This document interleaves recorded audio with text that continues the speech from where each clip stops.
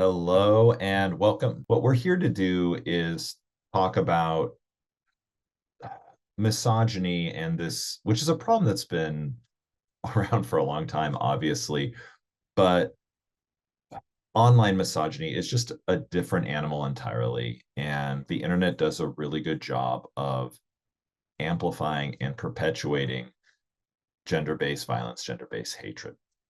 So excited to hear from experts from academia and advocacy and the tech industry to talk about how, well, we're going to talk about a variety of things, but how these digital platforms enable these harmful behaviors.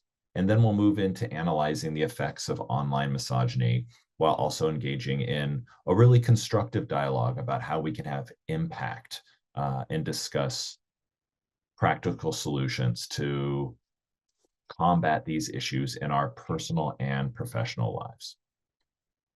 The session will be filmed and will be available to everybody at the end of the session. And I want to also take this moment to provide a content warning. What we're going to be talking about today may be activating or traumatizing or re-traumatizing. And to the extent anybody finds themselves in that space, we want this to be a really safe space where everybody's comfortable learning. So whatever you need to do in that moment to prioritize your health and well-being, we are here for it.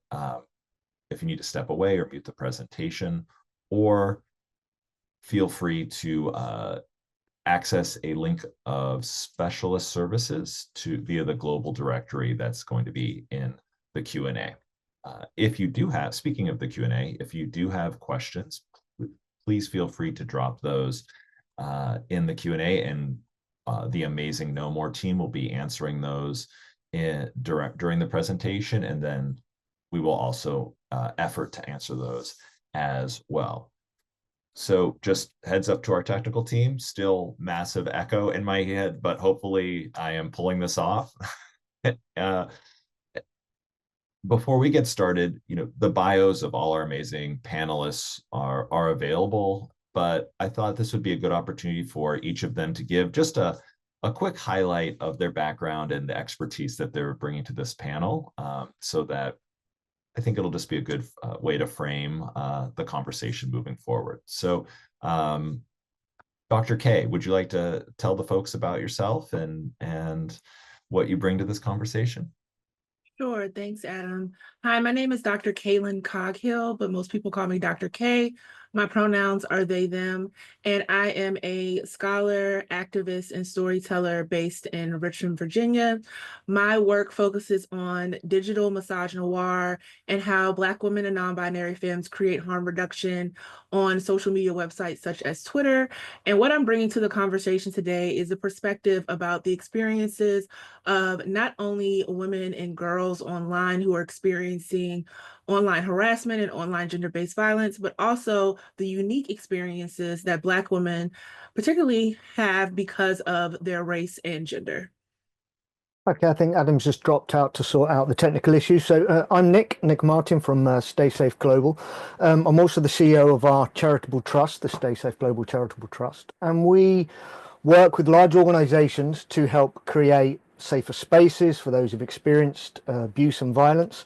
And we look at working within large organizations. Many of the organizations we work with are tech organizations, because these organizations don't just run these platforms, they're also massive employers of people all around the world.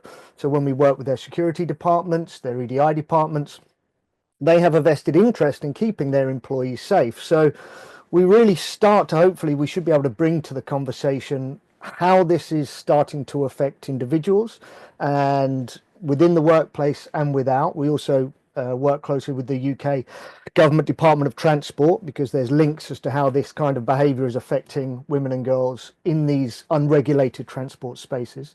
But also how companies are starting to recognise that some of the issues caused by online misogyny are having direct impacts on their own staff and on their own organisations and events. And hopefully we can bring some of that insight here today.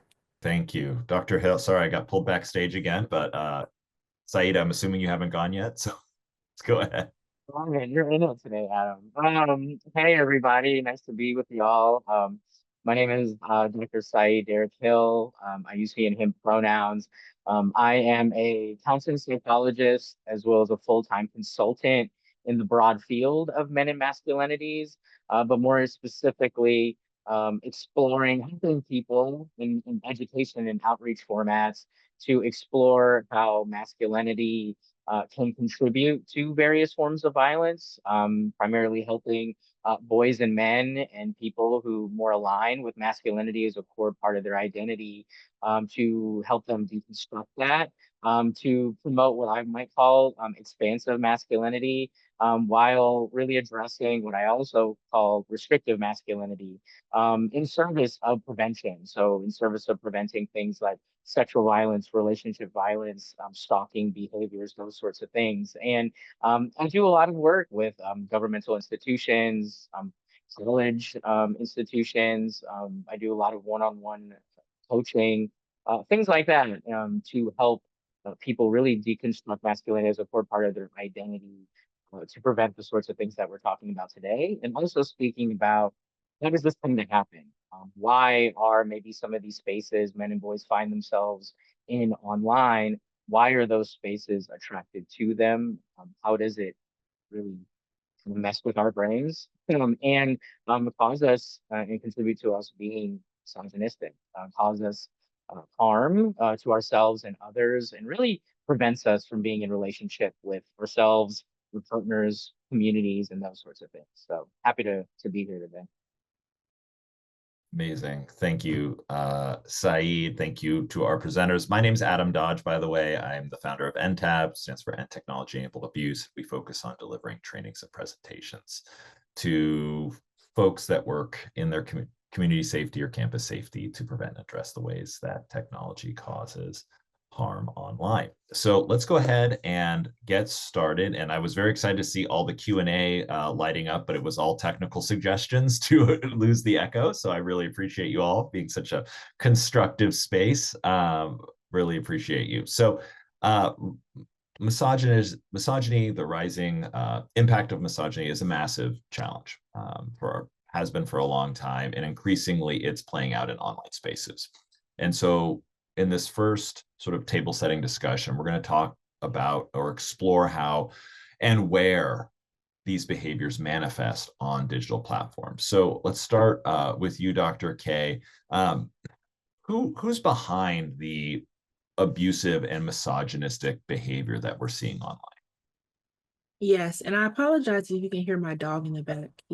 Clearly there's a delivery man outside. But when I think about the perpetrators of abusive, misogynistic, and misogynoristic behavior online, I think about how there isn't a specific profile, right, or a specific look, right? Anyone can perpetuate these violences. But typically what we've seen in the research around this is that a lot of the quote unquote trolls or people who are perpetuating this abuse are chronically online. They are chronically online users. Typically, they are folks who are using the latest social media apps. They may be in forums like Reddit, even in different forums like 4chan. There are a massive number of them that exist in the manosphere or are part of, as they would call like the incel group. They are also people who have these beliefs outside of the digital space, but do not necessarily have the same boldness that they have online because of the anonymity to say these things, to do these things in person. Also, a lot of the perpetrators of this abusive behavior online are typically people who do not see it as something that can have consequences, so they don't think it's consequential. They do not believe that what they're doing is wrong or that it can be considered a cybercrime. And that really comes from just the lack of laws and policies around cyber crimes, and even the labeling of certain actions online as actual cyber crimes, which lead people to believe that they can perpetuate these violences and enact this harm with no consequences. And if I could just ask a follow-up question, you made mention to misogynoir. Could you just, since you are one of the foremost experts on this subject, would you mind explaining to the audience who may not have heard that term before what that means? And so, because I think it's probably going to come out throughout this conversation, and I'd love to hear from you. Yeah, so misogynoir is the anti-Black racism and sexism that Black women experience in US visual and digital culture. It is a term that was coined by a Black feminist, Dr. Moya Bailey, in 2008. Misogynoir has always existed. Since enslavement, Black women have experienced discrimination because of their race and gender. You see that in the work of authors like Audre Lorde, Frances Beale, and even with intersectionality with Kimberly Crenshaw. But what makes misogynoir so sinister, as I could say, is that digital misogynoir and the perpetuation of that type of abuse is not considered criminal. And it's not considered something that is consequential. So it is much easier to attack Black women and femmes online because of their intersecting identities and the lack of protections than it may be someone who is non-Black. Thank you so much. I think it's so important to bring intersectionality into these conversations early and often because, well, I attend a lot of these things and sometimes it gets completely left out. So I really glad that we can bring this up early. Pivoting to you, Nick, I think it's really helpful for people to understand how somebody might encounter this type of content online. Could you walk us through sort of what might be a typical online journey of maybe a young person and how that might lead them to encountering this type of content? Oh, you're still muted. There you go, first one. Okay.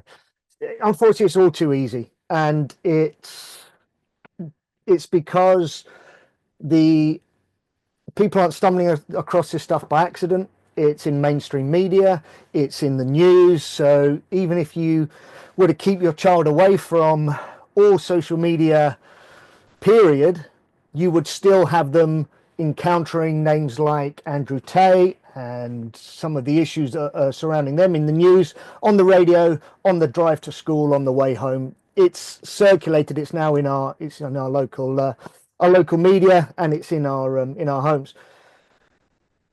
Any kind of question that a young person has around these kind of things, it's straight onto social media. So what I like to do is whenever I do a talk or a guest speaker appearances, I just start a new TikTok or a new Instagram account. Okay, just start it off straight away. And I look for two things. So 2 hours ago, I simply wrote in two searches, one for feminism and one for Andrew Tate. Within 30 minutes, we're starting to get the algorithms push us more things down towards Andrew Tate and down towards the more masculine side of the post. So this is just getting fed in to that social media. At first, it's nothing that you can't disagree with. They're talking about mental toughness, they're talking about success, they're talking about fitness. These are things that young men have an interest in. These are things that young men at the moment, especially with mental health crises after COVID and such, it's a point that COVID affected young men far more than it did, far more than we expected, and even more long term than it did women. So young boys have got this mental health crisis and they've got these questions. And so the beginning of these scrolls is actually quite positive. It's about being tough, being disciplined, being in control, and that's what it is to be a man.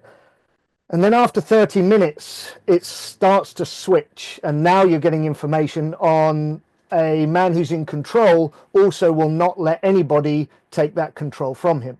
And the messaging just starts to become very, very quickly that how women behave in ways is robbing you of your control. How these women behave, if you allow them to behave in this way, there's no argument as to that is how women behave. That's how women behave. That's how you need to control them. And if you don't, you are weak and you are not, and you're not going to fulfill this idea of success and toughness and ability that the earlier posts were starting to give to you. And then another frightening thing you start to see after 45 minutes is it's actually grooming, because what you start to see is you recognize that the way that grooming works online is you try and isolate people from support structures, you try and take them away from any other kind of information. So what happens is, under the guise of self-support, you actually start to get posts that talk about how being alone shows that you're strong. You have things like the lone wolf, and you have people talking about the fact that men with a small group of friends or no friends are actually quite discerning and they're actually quite strong.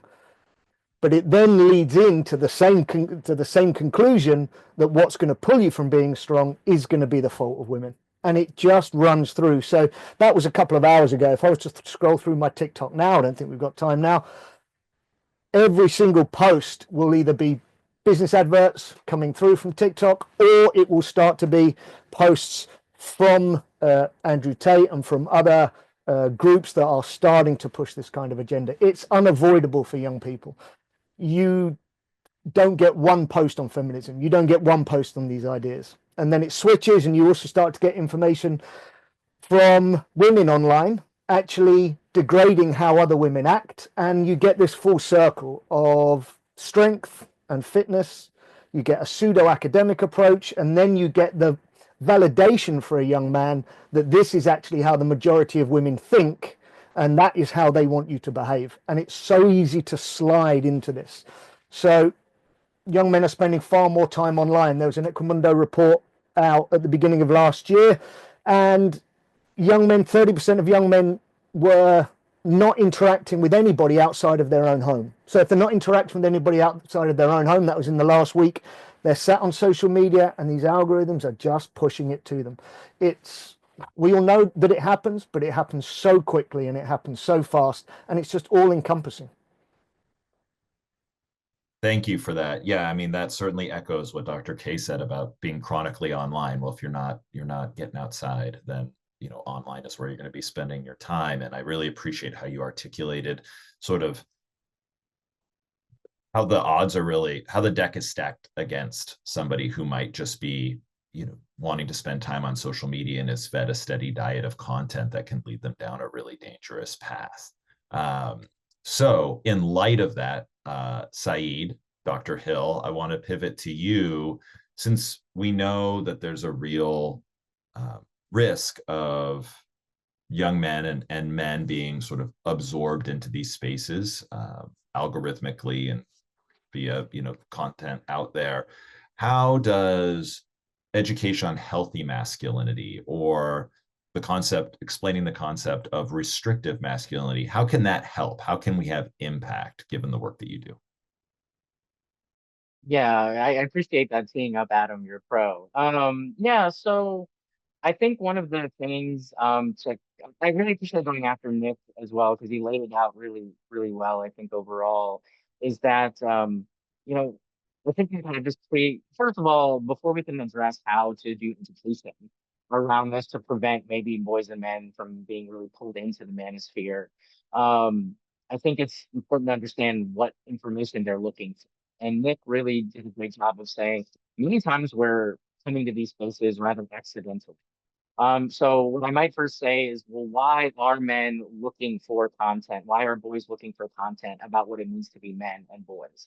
And I think a big reason for that is that we've had this sort of pre-existing notion of what being men really means. And we've often now in the public discourse called sort of this more traditional way of being men or masculine toxic. And that word toxic masculinity. And I think although we've rightfully really started to critique that model of masculinity, which means really that there's really rigid stereotypes of what it means to be men and boys, and you have to perform masculinity in these specific ways, or else you're less than a man, or else you're ostracized and you're not enough.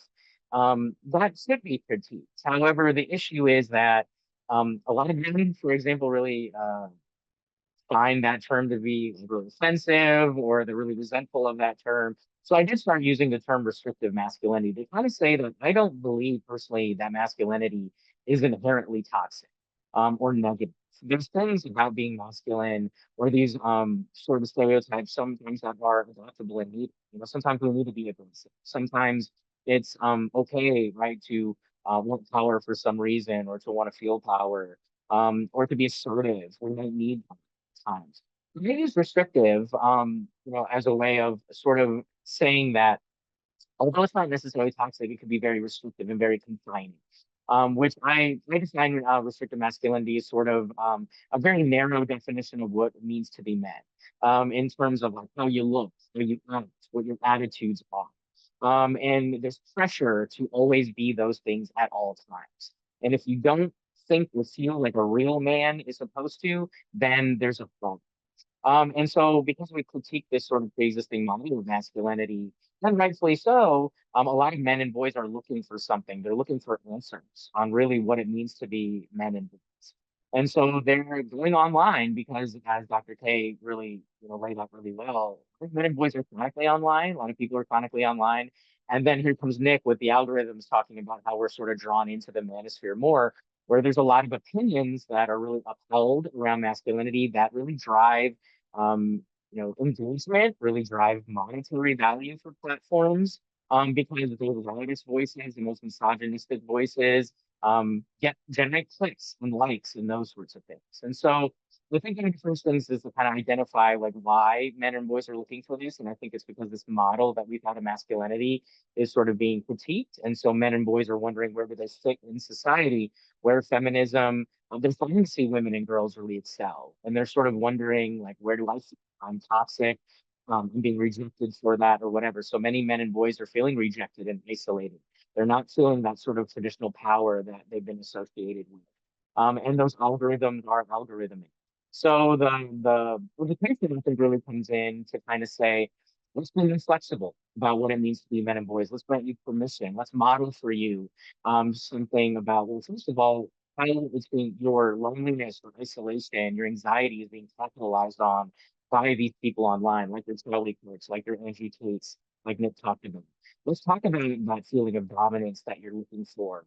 Your lack of emotional, you know, expression. What is that about? The resentment toward women that you're being fed. What's going on with them, right? Let's teach you that it's not about control always. It's not about being aggressive always. It's about promoting integrity. It's about promoting resilience, emotional intelligence. It's about responsibility, right? Kindness, these sorts of things. So I think like that on an educational perspective is really important. Plus, I think it's sort of talking about teaching really like critical thinking and media literacy skills. Talking about these influencers who are giving you misinformation, cherry pick statistics about women and gender dynamics from people who have no relational abilities whatsoever. These people are not happy people in deep relationships with others. And so they're creating echo chambers of other people who are resentful. And let's talk about that. Let's analyze that. And let's really lift up our really positive role models of masculinity who might exist, who promote things like confidence, but not control or necessarily arrogance. So, you know, let's promote strong, healthier friendships across men and boys as well. So let's address those mental health struggles. Let's talk about dating and relationships, talk about the pressures you feel day to day, but understand you don't have to be all of those things at one time. You might be okay and perfect as is, but let's like address those issues without trying to push these narratives on you that can keep you being angry and hostile, lonely, and isolated. Wouldn't it be nice if the algorithm fed us that content on social media? It would be such a delight. There was a question that I think you actually answered, but I just want to call it out. It said the question was if men could constructively confront their own misogynistic attitudes slash sexual integrity, do you think that would reduce abusive attitudes? And I feel like you sort of answered the question without meaning to answer it. But thank you for that. Yeah, I think it's really important. You know, I really like the approach we're taking in this session of sort of highlighting problems and then talking about ways we can actually address them, talking about ways we can reframe this issue. And I think the idea of restrictive masculinity over toxic masculinity is such a great reframe, right? Because it does you know, as a man myself, like it makes me want to be more part of the conversation. A term like restrictive masculinity over toxic masculinity. So we know that online misogyny and misogyny in general, right, often targets women and girls and can even take on sort of this broader sort of cultural form of hate and broader hateful statements. So I want to drill down on this a little bit with you all. Nick, if we can hear from you first, just what are the effects of online misogyny and online abuse on women that you're seeing and that you talk about when you're working with these large companies and educating them? I think the issue is we've got, I describe it as the perfect storm. And there was a report in the UK from the Treasury that did a report on sexism in the City of London, which are mainly financial institutions. And they were shocked within that report as to how much harassment of women and violence towards women was happening, not in the office environment, but in the extended workplace. So it was in meetings, it was at corporate events. The harassment and the violence against women and the violent attitudes against women are not being seen as much within the office environments. It's kind of being pushed out to these unregulated spaces, partly because companies have done a good job at creating good policies and good support, and people understand how to now work and live in an office environment. Okay. However, the problem we have is that we have all the mental health issues that Dr. Hill discussed. We have all of the problems with the algorithms feeding this information to people.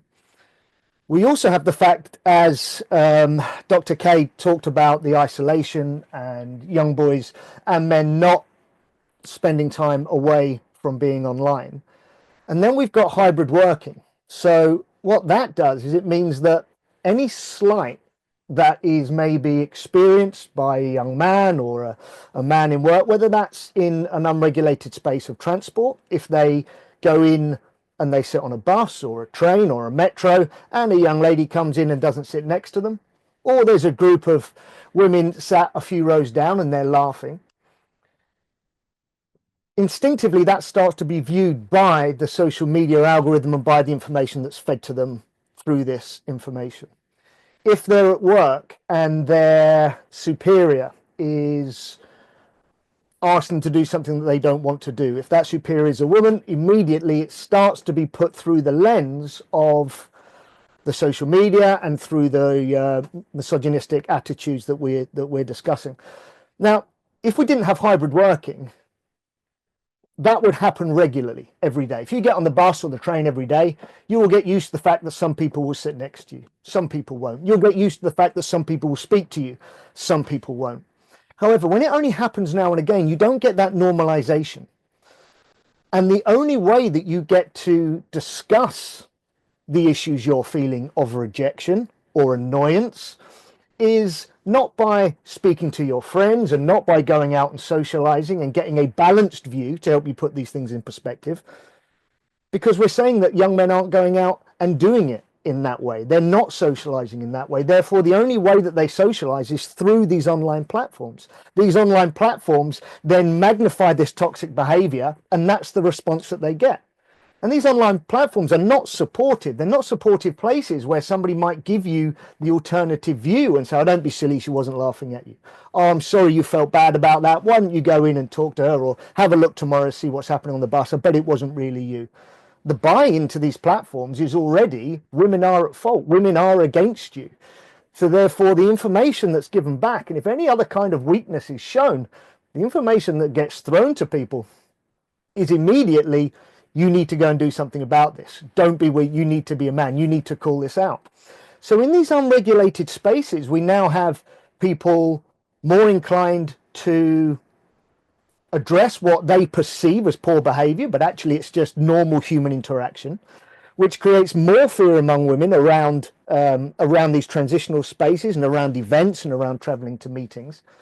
And also we're seeing a huge problem with, whenever you talk about sexual violence or sexual harassment, the problem with victim blaming is so huge in our society, and it's so internalized that we believe that we've done something wrong. Now, when I talk to lots of people at the moment, what I'm hearing all around the world is people telling me, I wish I'd called them out on it. Why didn't I call them out on it? Why didn't I have a go at them? And there's this real attitude of women to say, look, this isn't good behavior. I can see what's happening. I don't want to agree. I want to shout them down and tell them that Andrew Tate is wrong.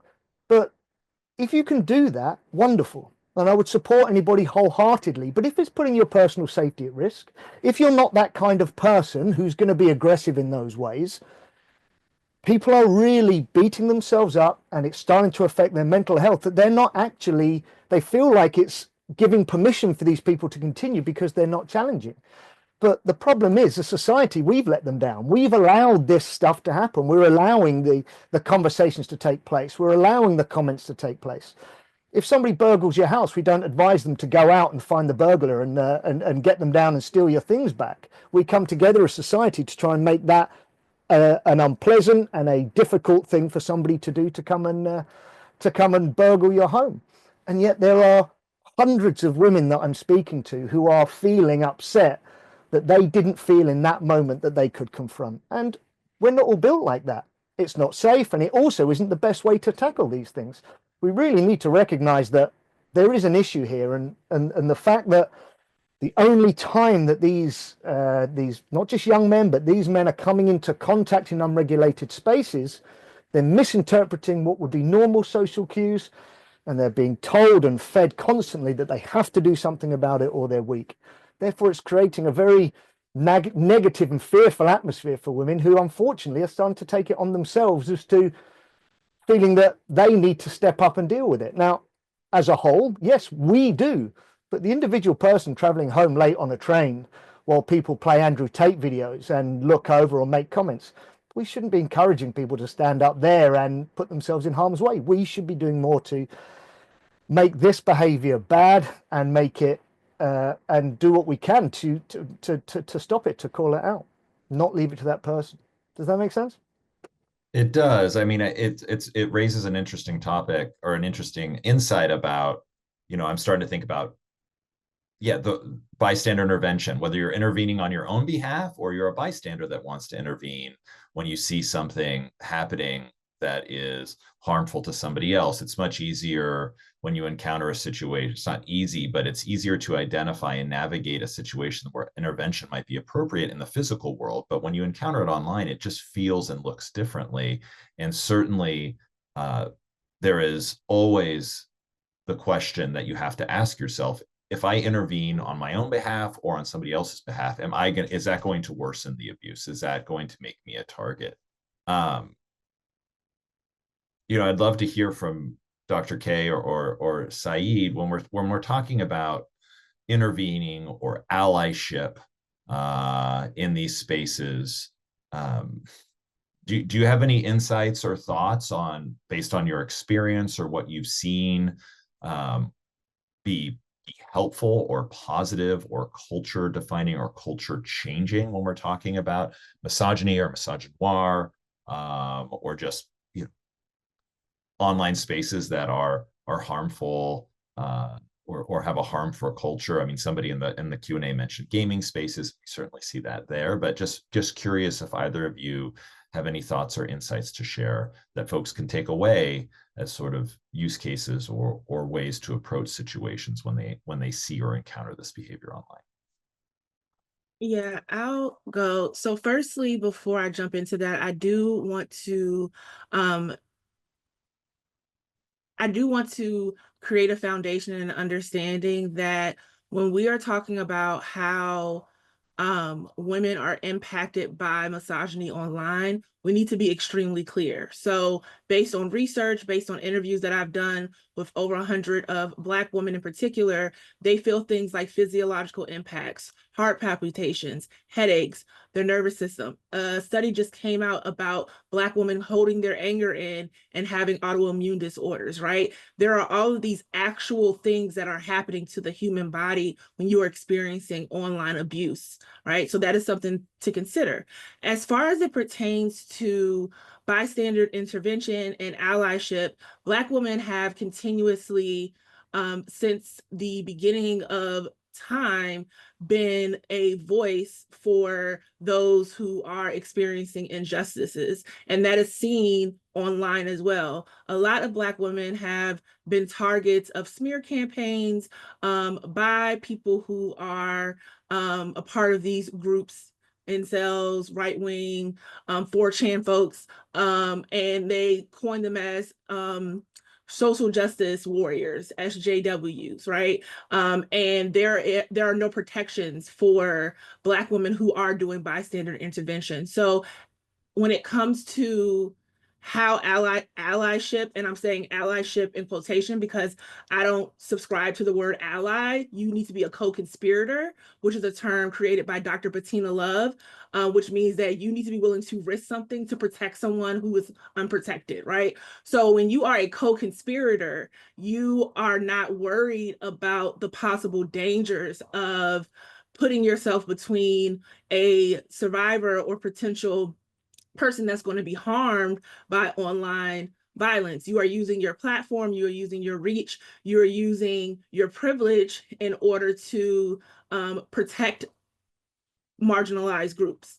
And I think that it would be really transformative if there were more people with privilege speaking up and taking on people like Andrew Tate, people like Kevin Samuels, who's a part of the Black manosphere, right? That should not be put on women to do that. It is not because women aren't built like that. It's because women are the ones that are being attacked. So that means that they should not have to be the ones to do the bystander intervention, right? Because there is a danger, like Nick was talking about, there's a danger for saying something, right? You can say, hey, that's not right.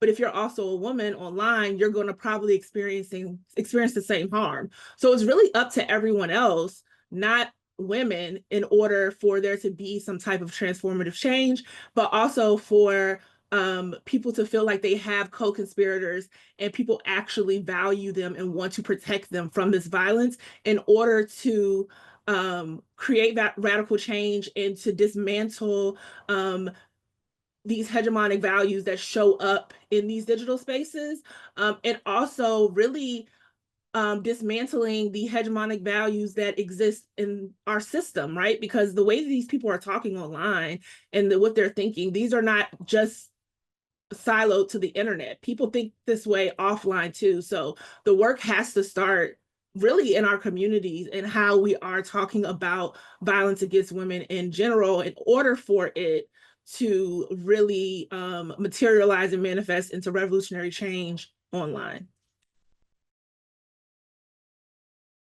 I knew you would crush that answer. That's why I I wanted to ask it. Thank you, Dr. K, for that. Really appreciate you and your insight here, because I think it's being a bystander, being a co-conspirator is something that, or ally, quote unquote, gets thrown around a lot, but it's like how we do it, why it's important. I don't think we shine a light on that enough. So I really appreciate your insights there.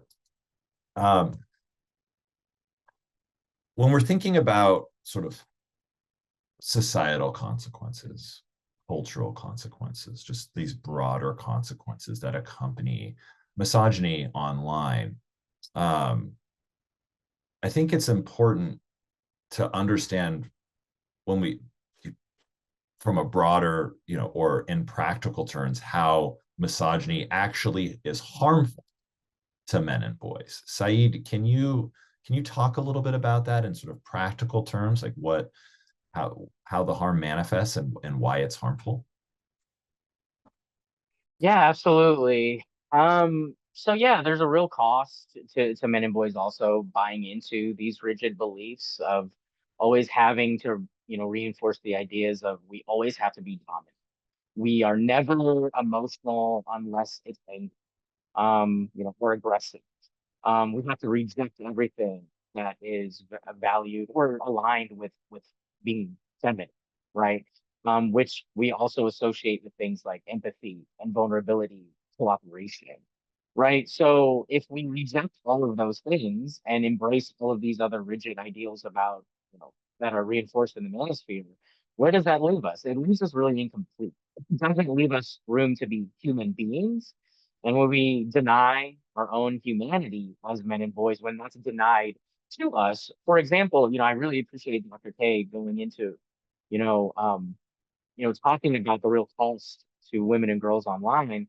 I mean, even as a man, when I have entered into online spaces and try to do the bystander intervention thing, talk about, give a different alternative to how men and boys can think and act, even being full feminine, I'm often told and struck down too and said, like, well, you only are saying that because you want to have sex with women, right? Like tying feminism, like tying like respect for women, the only reason you would want that is to get something in return, right? And so what Dr. K is really getting at too is that there is no democracy that lives and exists online when we are not able as human beings to participate equally online or feel safe online. So we're constantly being bullied. And even when you defend, you're being bullied as well. And so when you're constantly being pumped with this information, it denies you emotional expression, right? You start to repress a lot more, so you feel the pressure to really hold emotions, unless it is like anger, and it can really develop a lot of like self-harming behaviors potentially, harm of others. It really damages your ability to be in relationship to other people. So misogyny has that sort of cost. I mean, it can also have the cost of denying you the ability to also look or seek help for yourself. I mean, I've worked a long time with male and masculine survivors of sexual violence or various forms of violence. And misogyny can sort of reinforce the notion that the only people that are harmed and the only people that get power are women and girls and people who don't align with being men. And so when real harm is happening to men and boys, many don't have any idea how to label that for themselves because they are taught that they're not supposed to experience those things. So I've interviewed men and boys who have extensive sexual violence histories of experiencing sexual violence and have no clue that that's what it was because they're told that that's not what you experienced, right? So I think this rigidity also has that sort of well, maybe intended consequences, which can lead to a really unrelated or untreated mental illness for men and boys. And also, if you're or you're to be in a relationship with others is always about dominating and controlling others. There's no self-awareness in that. There's no emotional intelligence in that. A lot of people talk about like I want to be smarter. A lot of men and boys are talking about intelligence, IQ.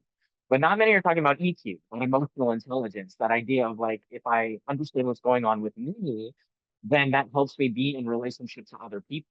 And so at a time when men and boys are talking about being lonely and isolated and looking for information, they're finding information that's just reinforcing them being lonely and isolated. And that's by design to keep them lonely and isolated, to profit off of loneliness and isolation. So it also denies them the ability to even find friendships, find relationships, find emotional connection with others. So it fuels those sorts of things. It fuels hyper independence and more isolation, and absolutely contributes to them falling into harming other people online, which also Dr. K really said, well, actually they'll manifest in person as well. You'll have higher rates of violence, where men are more likely to be the victims and perpetrators of violence. Riskier behaviors, higher drink driving rates, reckless driving, substance use and abuse. And then in some of the work I do, increase of radicalization and extremism, right? So anger and resentment fuels people finding hate groups and extremist groups to be part of to find identity. And so a lot of men and boys are fearful of other men and boys. And so to combat that fear, what's going on? They don't want to be bullied and ostracized because they may already feel lonely, bullied, and ostracized. And so we have to really talk about how this is impacting your ability to connect, and how it really impacts your ability to just move forward as human beings. The last thing I say, let's see how it really damages the relationships between parents and their children. In particular, I'm thinking fathers and their daughters, fathers and their sons, right? So if you're a grown man who grows up having real issues with these sorts of things and really buys into this misogyny, it absolutely impedes your ability to connect to your own children and develop stronger bonds with your family. How many men I know who have no idea how to be in relationship with their children, um, and are completely estranged from their families because no one can reach them, no one can connect. And so this is also intergenerational. And this is passed down from generations. And so there's a real need to address this so we can maybe break some of those generational cycles as Thank you. Thank you, Said. So we have about 14 minutes left, and I want to um, really make sure that we get to these last couple questions where all our amazing panelists are going to weigh in, and then we will happily stay longer. Or I don't want to, what am I saying? I'm not volunteering anybody here, but we are able to stay longer potentially. So there are some questions in the Q&A, but I think I do want to make sure that we make time for some our final two takeaways where we're going to hear from everybody, because I think these are where we'll get to some tangible thoughts as well.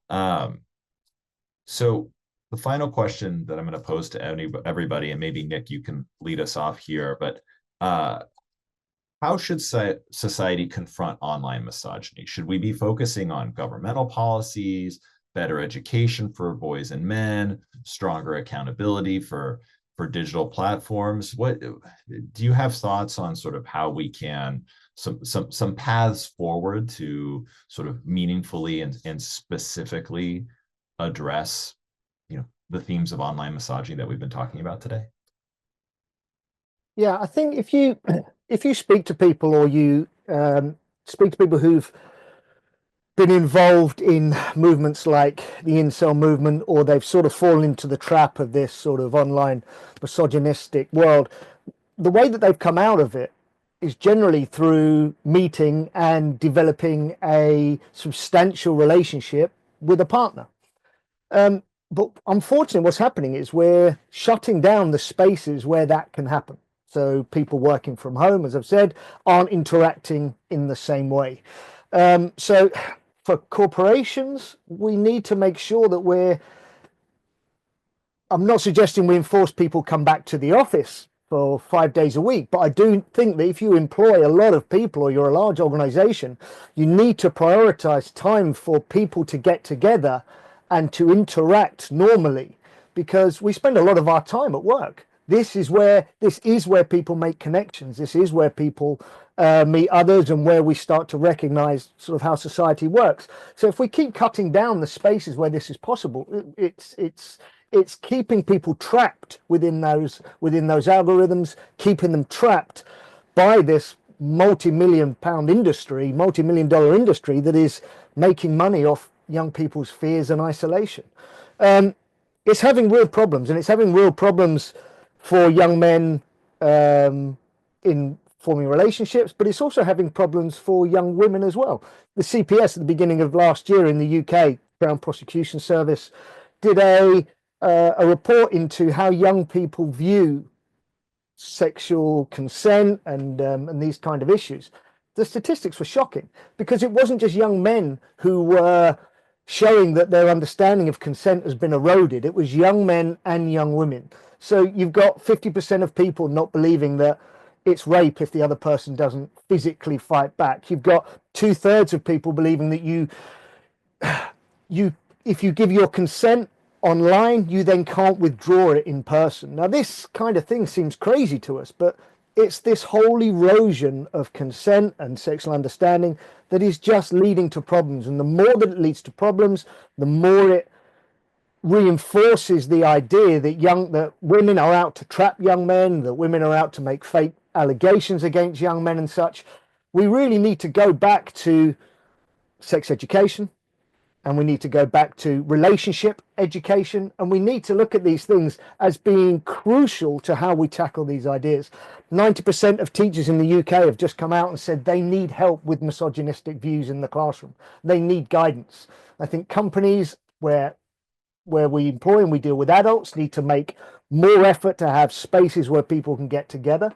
And I think as a society, we need to make sure that we are from the ground up teaching people about relationships, teaching them how to interact with each other, because that void is just filled now, and it's filled by an industry that is, I mean, we're 15 years down the line. They've got the jump on us. This industry is up and it's running and it's grabbing the attention from everybody.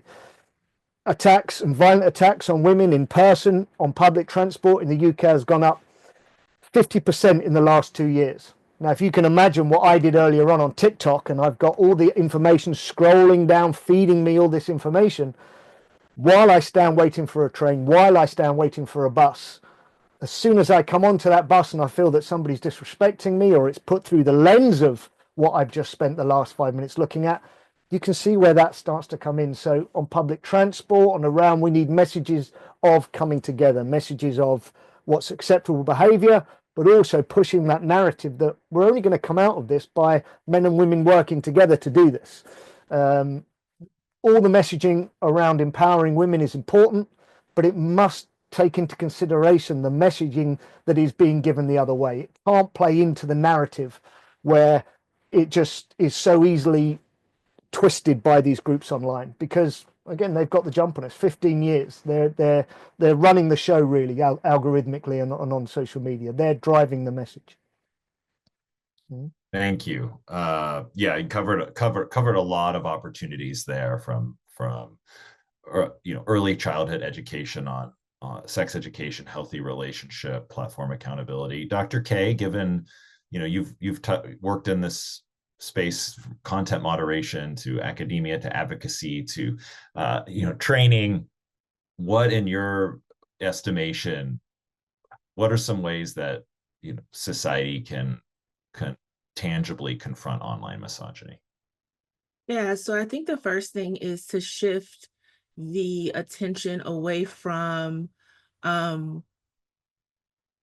just the perpetrator and really focusing on the survivors of that violence. I think one thing that I've noticed a lot is that there aren't many people who look like me. There aren't many Black women or Black femmes in the rooms talking about online misogyny. So a lot of times the perspectives are skewed about what the solution should be. But just like Sophia Noble said in Algorithms of Oppression, we need to have Black women and femmes creating the algorithms, right? So we need to have Black women and femmes at the forefront of the work that is being done around misogyny, in particular online. I also think that there needs to be a lot of auditing around how these online platforms are dealing with reports of abuse and dealing with accounts being blocked and muted, and what are the guidelines for the content that we're seeing online. As a content moderator, specifically for Blue Sky, through the Black Sky feed, one thing that I've noticed a lot is that a lot of the perpetrators are repeat offenders, right? They have done the same type of song and dance of harming people on other social media platforms, and they just bring it to a new platform. And it takes a lot to have them deplatformed, right? And to stay deplatformed. Prime example is a well-known right-wing troll, Milo Yiannopoulos, who attacked Leslie Jones, the comedian, viciously in 2016 after the Ghostbuster rollout, and he was deplatformed. Well, of course, with everything that's going on with Twitter, also known as X, and who runs it and who they are in community with, he now has a Twitter account again. So these people are not experiencing long-term consequences that will make these spaces more safe. I also think that we really need to be having conversations with the youth as well. I think that the youth have a very, very unique experience of what is happening in these online spaces, and how these online environments are creating hostile environments offline. And the last thing I want to touch on is just the fact that, like I said earlier, there are real life consequences for online misogyny, and some of those look like femicide, right? The high rates of killing of women, the high rates of killing of Black trans women, and having to use hashtag activism and digital resistance in order to get some type of movement on what is happening to these people. But if these platforms and these technology companies really prioritize the voices and the experiences of those who are, um, at the bottom of the totem pole, right? Which would be Black women and femmes. Um, it would make for a safer internet, I believe. And just like the Combahee River Collective says, when the Black woman is free, everyone else is free. So until that is happening also in digital spaces, and when I say free in digital spaces, I mean being able to exist online without the fear of being harmed, then only then we will experience true safety and freedom in digital spaces. Thank you so much. I wish I had more time. There's so many follow-up questions I have for you. Saeed, same question to you as far as how society can confront misogyny online and what we can do to have impact. Yeah, yeah, Adam. I mean, you had asked about, things like legal versus education versus these platforms, and I think it's all a system. It all works together. And so I would just encourage people listening to this to like get in where you fit in. Like, where can you put your energies into? What side of this? Where does your energy go to? Where can you be helpful? I'm thinking about things like regulating big tech.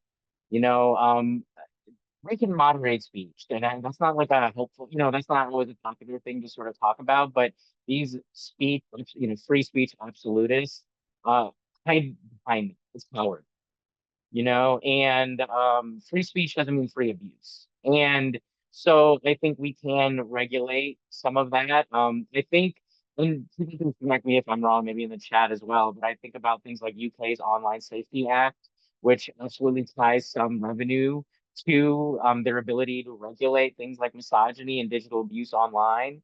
And so I think like laws can be helpful to this. Like, that's not going to solve everything, but I think there are acts that governmental institutions can enact to hold these tech companies accountable for the kinds of things that they're allowing on their platforms, and not allow them to hide behind free speech, which I think is a really cowardly thing to try to do. And I just don't respect it. So I think we have to be very clear and have a lot of conviction about that.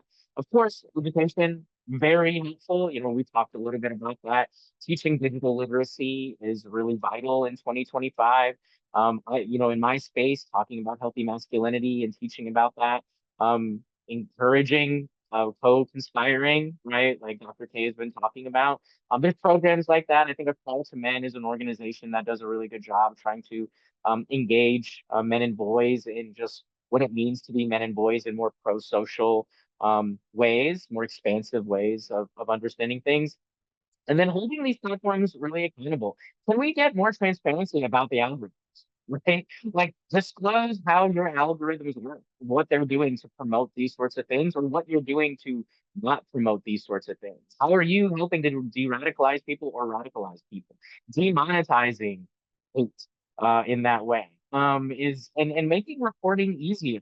Like, why, when I'm talking about anti-racism on Instagram, am I being flagged for community guideline stuff? No, I want transparency about that. What is that about?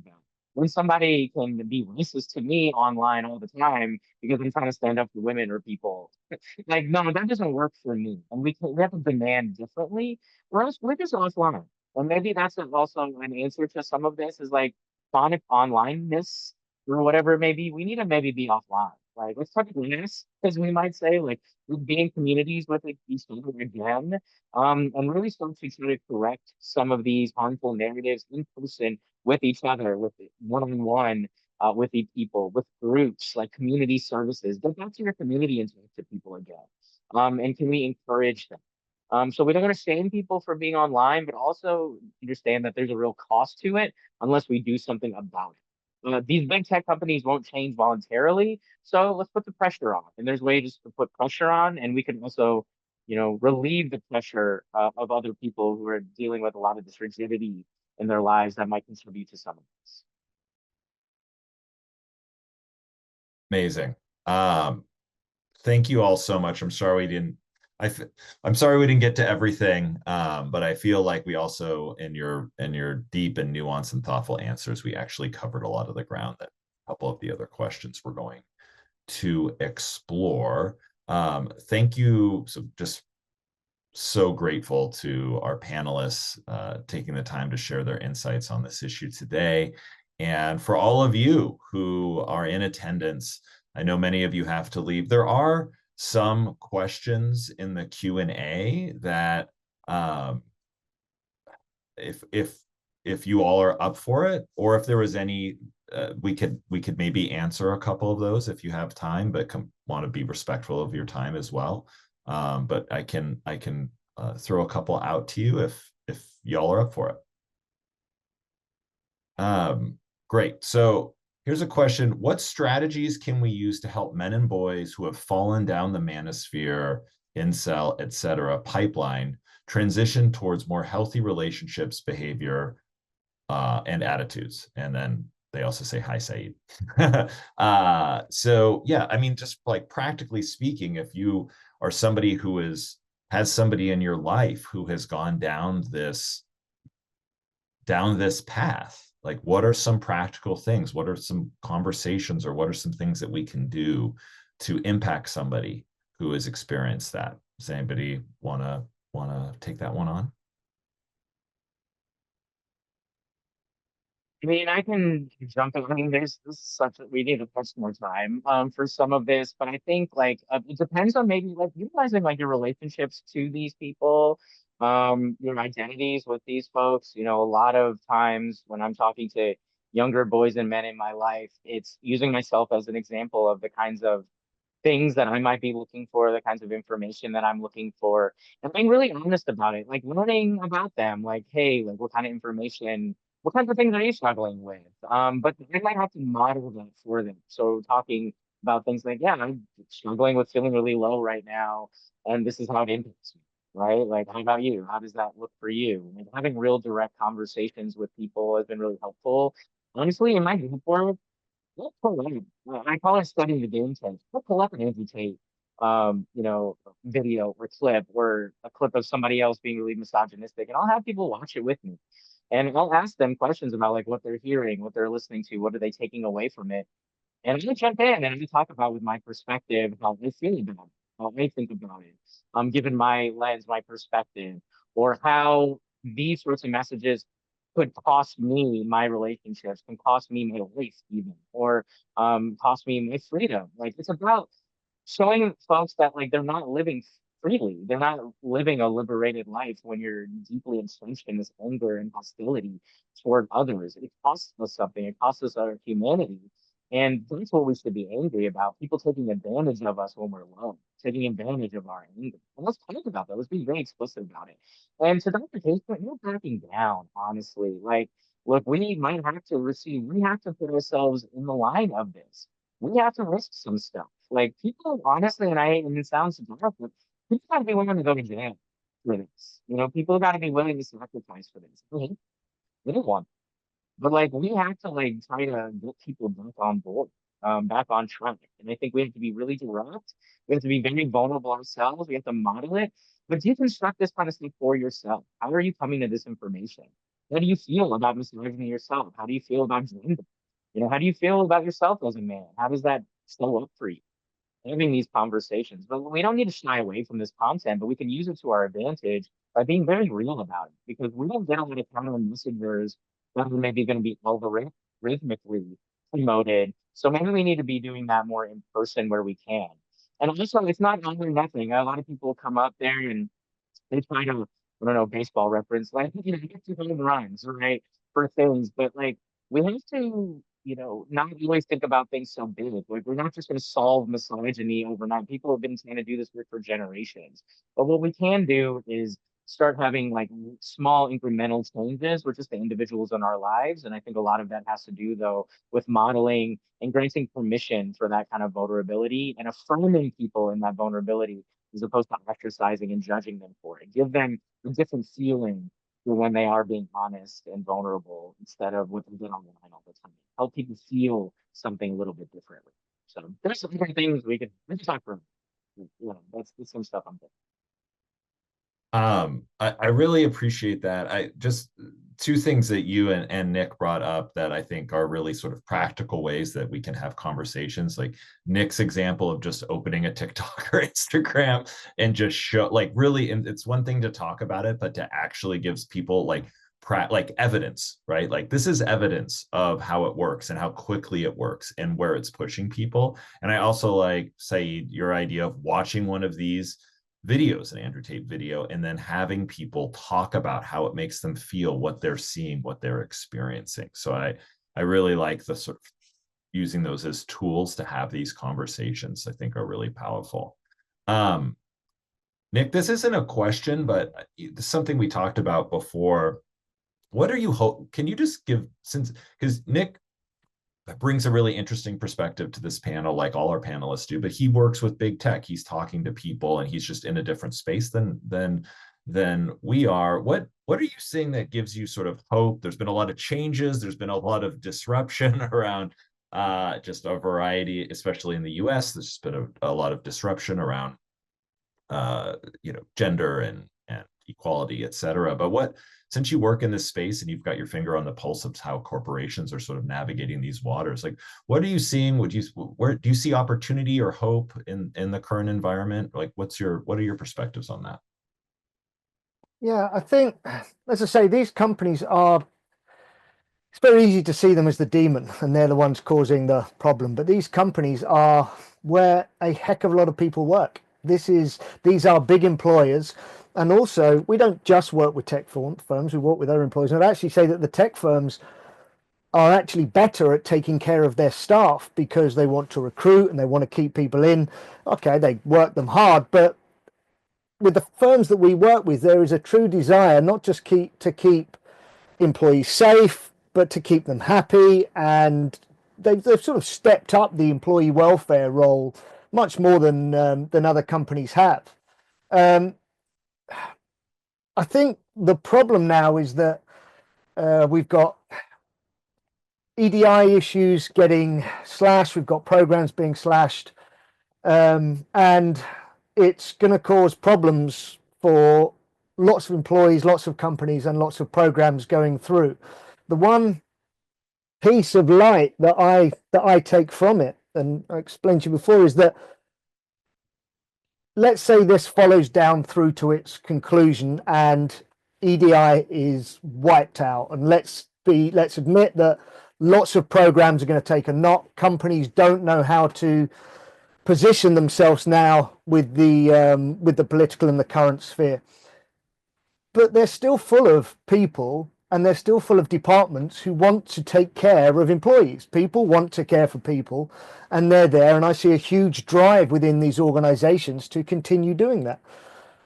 So the messaging that we need to give out needs to be one that doesn't clash with the messaging that's coming out around shutting down EDI and diversity programs.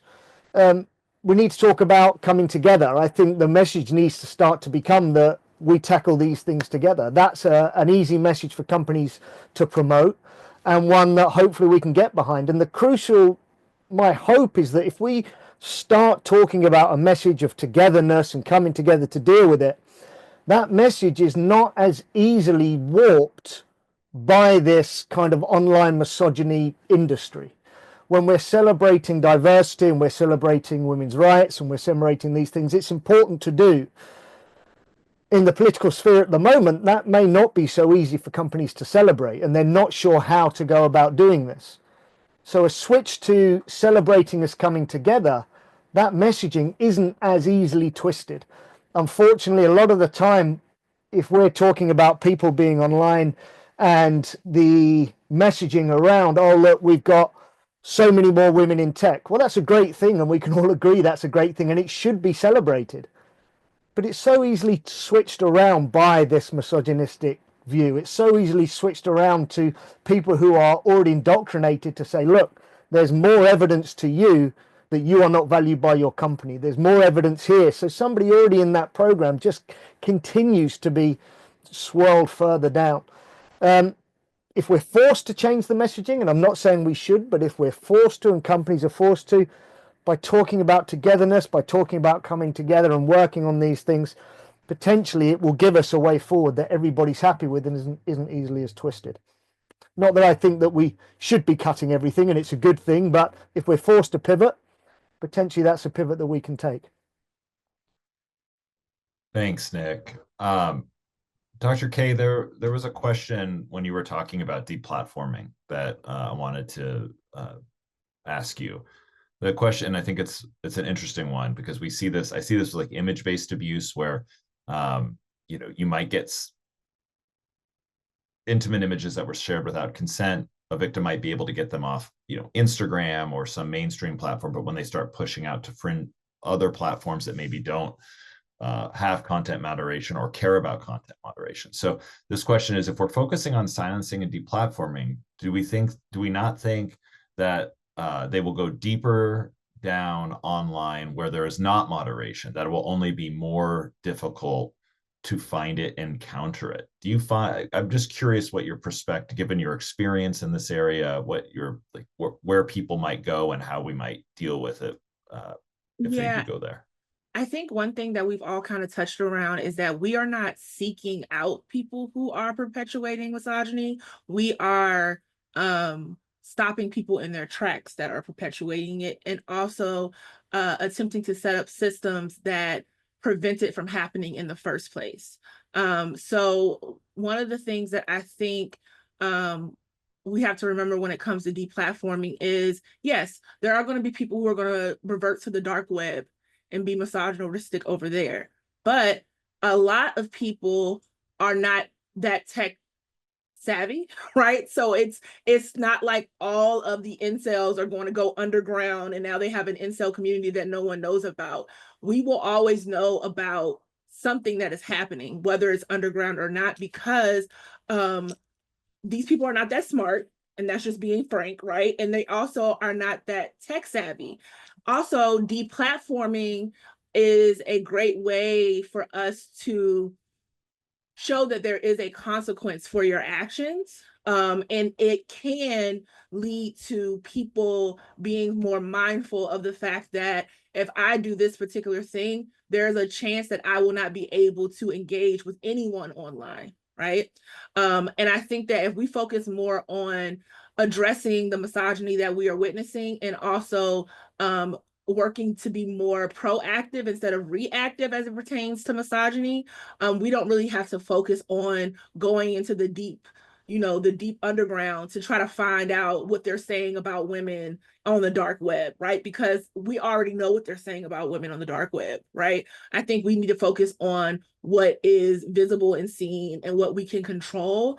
And eventually, maybe we will be able to break into the dark web and stop them too. But I think for the time being, we have to focus on what is actually happening in front of us right now, and what we can do in deplatforming is something that is feasible and can be done.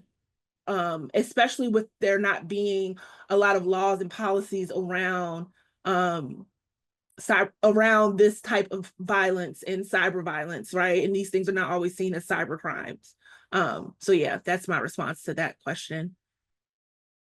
Thank you. Let's do one more. We still have 80 people on, so clearly we did not. People are interested and engaged, but I also want to be respectful of everybody's time. So last question, and I think this is a really interesting one that's sort of practical. When we're talking, and I think Nick, this goes back to the example that you gave earlier, but I think any of you can, and all of you can weigh in on this, but it's, how do you answer the question of someone who is looking for the answer of what it means to be a man online in a way that can be counter to the algorithm, like the algorithm, like what they're getting, what Nick showed us that people get when they put in masculinity or anything like that. And is there a guide somewhere on how to counter what people are seeing online? I mean, I think what comes up for me, and then I'll turn it over to you all, is just like, if we're doing, because I've heard relate education, right? Getting to young people, empowering parents, educators to have conversations. If the algorithms aren't going to change in the near term, and they're going to continue to deliver this, sort of systemically to people, where are places they can go on social media? Who can they follow? What can they do? Are there guides? Are there resources online where they can actually be exposed to healthy relationship, healthy sex education, healthy masculinity topics, influencers, education, things like that? Just curious, because I think that came up for me during the listening to you all too. Is like, so where do people go? Because they're not going to just ditch social media. So where how can we empower our communities with sort of where to go online or on social media for these things?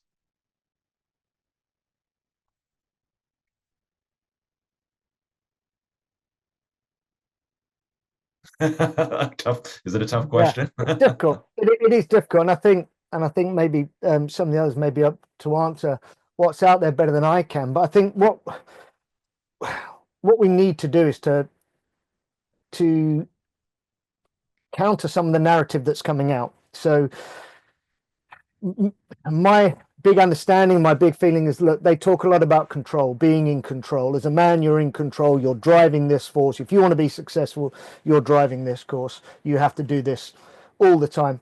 I think we need more people who are successful to come out, and I can't think of any at the moment, and say, actually, you know what? You don't drive 24 hours a day. You're not in control 24 hours a day.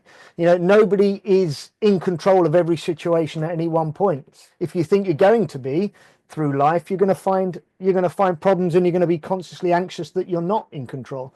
It's okay to not be in control. It's okay to not have a direct plan all of your life to know where you're going to be going with this. Life doesn't work like that, and part of being a human being, let alone being a man, is being able to take the knocks and continue going, but not necessarily have this drive that's being given to you. There are a few people online. I see Terry Crews is mentioned there, but I think we need more people who've succeeded in life being able to come out and say, I didn't always know where I was going. I didn't wake up every day and drive. There were times I didn't know what to do, and do you know what? That's okay. And also, I expect you'll find that if a lot of these people are also able to talk about the relationships they've had with people, everyone, with women, with society, and how much support that's lent them, that's a powerful tool to counter this kind of lone wolf, everybody's against you, you've got to claw out success almost apart from and away from everybody else. I can't think of many people out there who do that, but I think that's kind of what I mean. Hopefully some of the others have some direct advice of where to go. Tony Porter, yes, is one of them. But again, I think we really need to get some people out there, sports people, recognizable figures, to just be honest about their journey,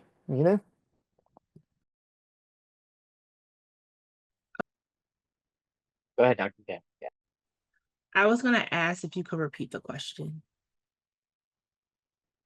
Sure. I marked it as answered, but the question is essentially, if the algorithm is driving people who are interested in what it means to be a man to the manosphere and to incel communities and the Andrew Tates of the world, where can we direct folks online to encounter content or community or information that does actually involve healthy masculinity, healthy relationship, education? If the way I sort of paraphrased it was, if we can't control the algorithm, well, can we raise awareness on our communities to point people in a direction that exposes somebody who wants to learn about masculinity or what it means to be a man to actually constructive and healthy sources for that information? So my response is definitely going to be opposite. of this. I am a professor in the Gender, Sexuality, and Women's Studies department at a few universities. So when it comes to things like how to be a man or what is healthy masculinity, I don't believe that that is actually helpful rhetoric at all. I don't think there is a specific way to be a man, to be masculine, to be feminine. I think that there are personality traits that everyone can embody. There are ways of thinking that everyone can embody, and that really determines how you treat people. So when it comes to finding alternatives to messages that perpetuate patriarchal values that are rooted in anti-Blackness and white supremacy, I think that it's best for us to point people in the direction of those that are talking about these things and demystifying this idea of a binary, of there being masculinity and femininity, right? Of this idea of like power being equated to being a man, being in control is equated to being a man, being emotional is being equated to being a woman, right? Or being feminine, right? These things are all myths. So we need to demystify that first. And I think that exposing people to feminist theory is the first way to assist with that, because feminist theory, and there's theorists all across the globe, feminist theory is a great way for people to have a better understanding of that binary and how it is really just make believe, and a way to create power structures that are dangerous and harmful. And I also think that using feminist theory as your praxis and as the foundation of how you show up in the world and treat people can really make an impact on people who may be in a position to where they don't know where to lean, right? They may be in the middle, like, do I really feel like I align with the manosphere, or do I really align with this way of thinking? I'm not sure. I think that Black feminism, particularly with the idea of collaborative care and this idea of, like Loretta Ross says, of calling people in instead of canceling people. I think those are also ways as well to start the conversation and to really challenge people to think outside of the binary as it pertains to masculinity, femininity, to better understand misogyny and to not end up in situations like the manosphere or stay there.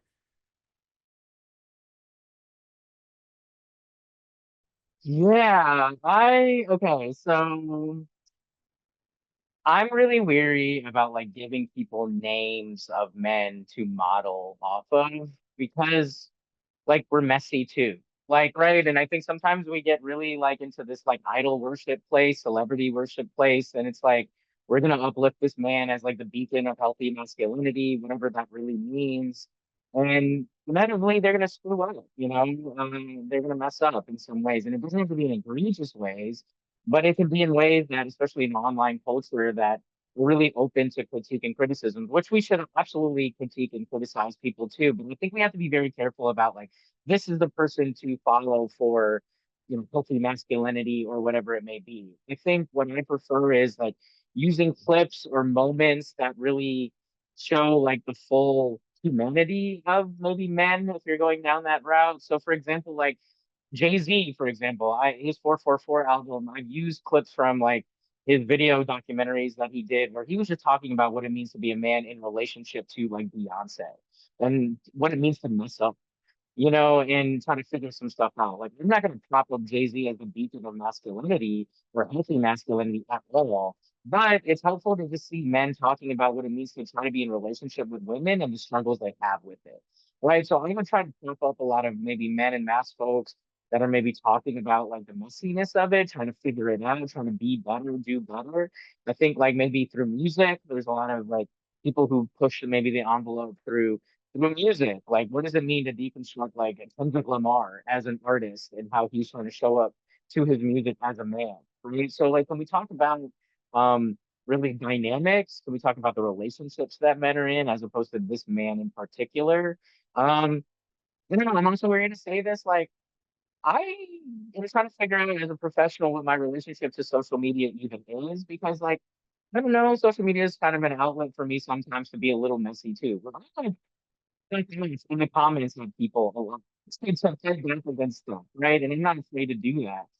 if you follow me online, like sure, like you can follow me, but just know like I'm a little messy online because I'm a human being. And I think that's what Dr. K is getting at too, is like I think we're always looking for these men to worship or idol around this sort of stuff, and men fail. Like we fail. We're human beings. And I think what I've sometimes missed in my life is that some of my biggest and best like masculine role models about what it means to be man have been women in my life, like women of color in my life who have really like held it down and really like made space for me to make mistakes and cared for me and loved me and affirmed me through. And that's what like a lot of people have done in my life. And so, I think about a supervisor who I once talked to about like, I really wish I could find a man of color in my life who's also a psychologist to kind of do this sort of thing with me. And I like looked at her because she was sitting there in front of me as a Black woman, as a therapist who said to me, like, well, I try to be like that for you, Saeed. And this is really my career. And I remember like feeling gutted by that because I didn't even think about it that way because that's my own internalized nonsense, right? Like that's me missing this relationship right in front of me. And so, I don't know. I think like there are a list of names. We can release some, like, the people for failure when I can put that out there. People talk about the man enough stuff. It's Justin Baldoni stuff. He got himself into some mess too, and people feel some type of way about what's going on with him and Blake Lively. Like, should we still promote that? I think that there's a lot of value to the conversations that Man Enough has, for example, but we also have to hold multiple truths that there's also nuts involved with this man too, Justin Baldoni, and some of that situation and those issues. So I'm weary about giving names of people and instead like really prop up like moments, really prop up situations, conversations. And be your own sphere of influence too. If you're a man out there and you're looking for this kind of stuff, like why don't you be an example?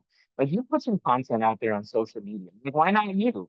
If Andrew Tatum's a babe who doesn't know what the heck he's talking about, right? Like none of these men know anything that they're talking about. None of them are in a relationship with other people or actual relationships with others. None of them have actual real friends, right? Like even calling Andrew Tate, like, hey man, I had a really bad day with my girlfriend. Like, can you help me out? This isn't happening. You gotta know that. So, like, no, instead be your own sphere of influence. Like, be that person. Be like, I kind of talk a little bit about the future. I'm like, I want to be the ancestor that one of my future generations could be proud of to have as a guy, right? Like, I want to come back to Earth as men, right? And so I'm hopeful that maybe we stop trying to just prop up specific men in particular and instead just like really prop up like these human moments and let's like talk about them, let's analyze them. Let's hold people accountable in loving and firming ways, in the kind of content they put out there. But don't afraid to be that person that you're looking for. And that's what makes me a practice. So if you follow me, look me up and try to follow me, but just know it may be a little messy sometimes. I'm trying to figure out stuff for myself. And maybe that's the best we can do for a lot of people is just serve as an example of what it means to be human in the messiest and most beautiful of ways. Well, I think that is a beautiful way to end this conversation. So many of you stayed on and really I know our panelists are busy, so really appreciate you all staying on to be part of this extended conversation. So I think we'll wrap up here. Thank you, everybody. If you need to reach out to any of us, I think our LinkedIn or contact information is available on the No More site. And if my panelists could click the enter backstage button at the bottom, we can move backstage. But everybody have a great rest of your day wherever you're hailing from. And thank you so much for being part of this conversation. Take care.